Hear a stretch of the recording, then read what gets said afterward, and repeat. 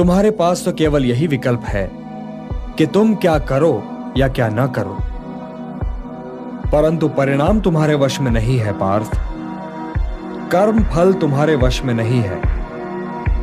तुम्हारे अधिकार की सीमा इस विकल्प पर समाप्त हो जाती है कि तुम युद्ध करोगे या नहीं करोगे, किंतु युद्ध का परिणाम तुम्हारे हाथ में नहीं है। यदि तुम विजय चाहो भी तो यह आवश्यक नहीं कि विजय तुम्हारी ही हो जाए, तुम्हारी पराजय भी हो सकती है। किंतु यदि तुम विजय से मोहित नहीं होगे तो पराजय से भी नहीं घबराओगे। यदि तुम ये सोचो पार्थ कि चाहे विजय हो चाहे पराजय, किंतु तुम तो केवल इसलिए युद्ध कर रहे हो कि युद्ध करना तुम्हारा कर्तव्य है, तो विजय के सुख या पराजय के दुख का प्रश्न ही नहीं उठता। विजय और पराजय, जीवन और मृत्यु, सुख और दुख के प्रश्नों में ना उलझो और युद्ध करो। यदि इस युद्ध में तुम्हारी विजय हुई तो पृथ्वी का राज्य और यश भोगोगे, और यदि वीर गति को प्राप्त हुए तब भी यश के साथ साथ स्वर्ग पाओगे। इसलिए हे कौन्तेय, उठो, सुख दुख, लाभ हानि, जय पराजय सबको समान समझो और युद्ध करो, कि यही तुम्हारा क्षत्रिय कर्तव्य भी है और मानव धर्म भी।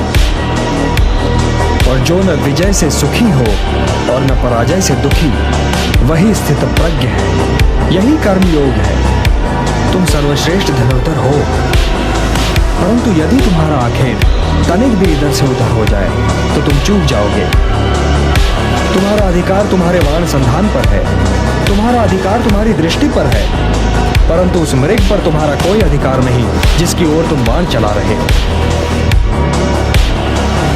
हे धनंजय, सत्पुरुष कभी अपने अधिकारों की सीमा का उल्लंघन नहीं करते, अर्थात अपने कर्म में स्थिर रहो पार्थ, स्थिर रहो, क्योंकि कर्म की कुशलता का ही नाम योग है। मेरा हाथ तो अब भी गांडीव की ओर नहीं बढ़ रहा है केशव। मेरी समझ में तो अब भी ये नहीं आ रहा है कि इस युद्ध से लाभ क्या होगा।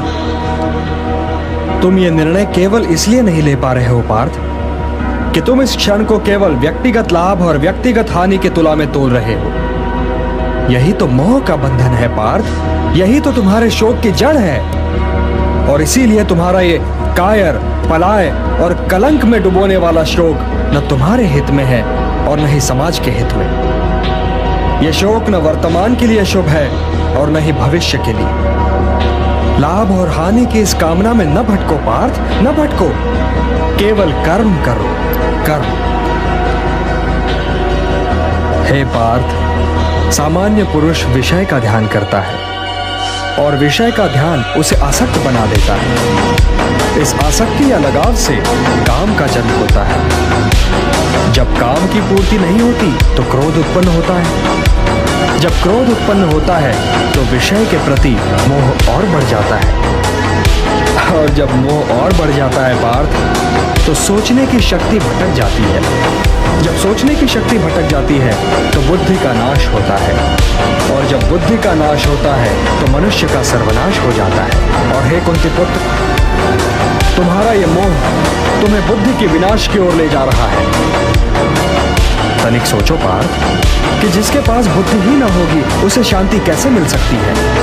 वो तो शांति और अशांति में अंतर ही नहीं कर सकता, और जो शांति को अशांति से अलग तक नहीं कर सकता वो भला कैसे सुखी हो सकता है।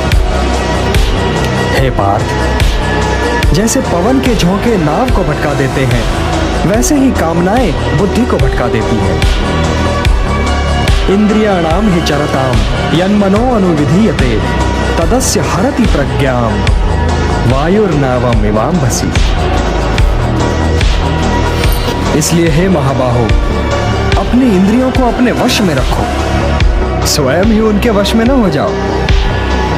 पार्थ, ये बात ध्यान से सुनो और समझो कि जब संसार सोता है तब मुनि जागता है, और जब संसार जागता है तब मुनि सोता है।